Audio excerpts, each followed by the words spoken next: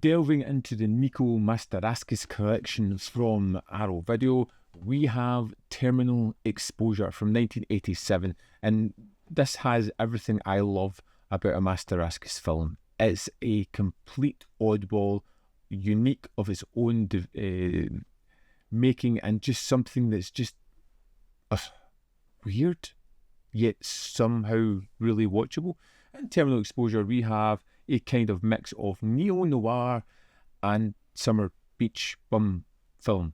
It shouldn't go together, and there is this strange voiceover narration all the way through it that is somehow comforting and odd and ill-fitting at the same time. Now we have two guys here. We have Lenny and Bruce, and they kind of comb the beaches, taking pictures of women's bums. That's their career, their job. That's how they find women. That's how they entertain their days. I don't know, see if you can get a clear one. Next one. There we go.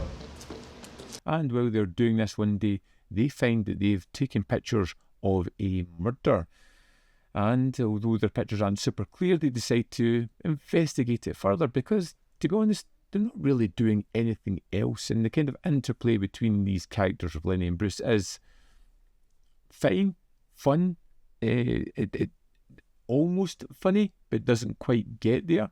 And we kind of follow them as they delve into this world, trying to figure out what's going on. And there are so many weird and unusual sequences through this that just stand out as something unsettling about it. You know, these guys are being chased by bad people who know that they have some kind of information.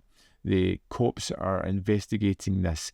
They, at one point, have an ice cream fight with gangsters,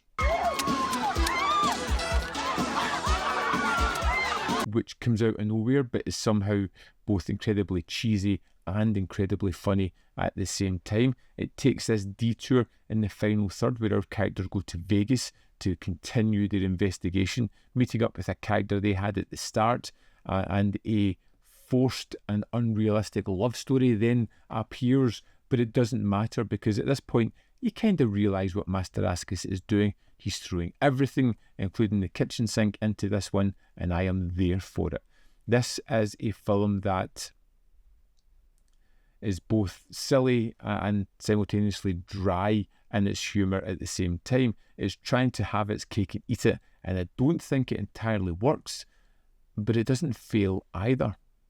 Bruce and I were talking shop with Fantastic. Part-time philosopher, full-time beach wino. Killing time. This is Mastorakis' version of Blow Up. I can't even believe I'm saying that. And it's done as a beach comedy as well. There are many things that I enjoyed about this one. It's never boring. It can have these characters that are sometimes grating and uninteresting. It can try to do this slapsticky humour that fails. It can have this rushed love story that doesn't quite hit or even matter. And it has this murder mystery that at its heart is genuinely quite interesting. And I wanted to figure out why everything was happening. And although everything around about it, the comedy, the situations, the characters can be a little bit flaky, I would say the mystery at the heart of this one is particularly strong. It feels well enough thought out. It's a good revelation when you get to the end, which is all the more surprising, which kind of ties this one together. You don't mean... Exactly. I think she's in this thing a lot deeper than we think. Terminal Exposure is a complete oddball of a film, but I enjoyed this oddity. This is the kind of thing that I wanted from Mastorakis, and something that kind of highlights this set as something I enjoy. There is still more Mastorakis to go, and I am looking forward to delve into more of these things, but I'd love to know your thoughts on Terminal Exposure if you've seen it. So let me know in the comment box below your thoughts on it, whether you loved it, hated it, fell somewhere in the middle, kind of like me. Let me know in the comment box below. As always, there is more content up here. You can see more of my stuff.